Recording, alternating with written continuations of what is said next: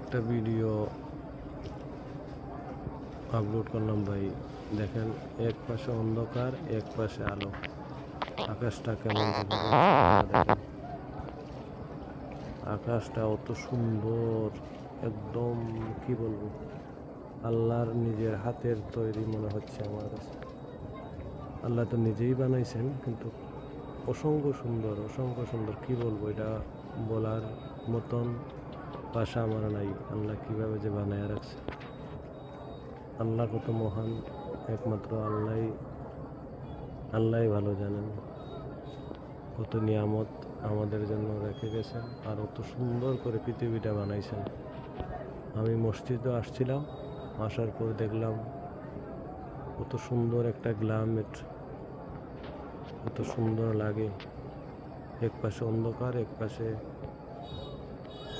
কি বলবো। ভিডিওটা ভালো লাগলে শেয়ার করবেন, আমি ফেসবুকে দেব এটা। সবাইকে ধন্যবাদ জানাচ্ছি, ভিডিওটা বেশি বেশি করে শেয়ার করে দেবেন। لا يدخل الدجال المدينة.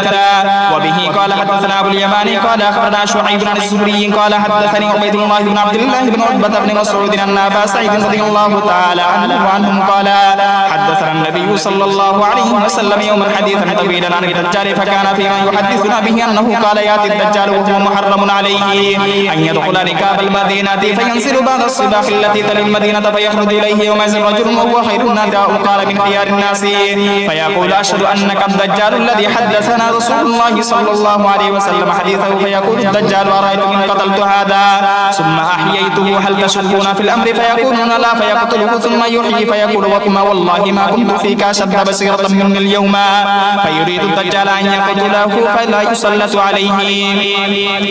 وبه قال حدثنا عبد الله بن مسلمة عن مالك عن نعيم بن عبد الله المجمل عن أبي هريرة رضي الله تعالى عنه قال قال رسول الله صلى الله عليه وسلم على أنقاب المدينة ملائكة لا يدخلها الطاعون ولا الدجال.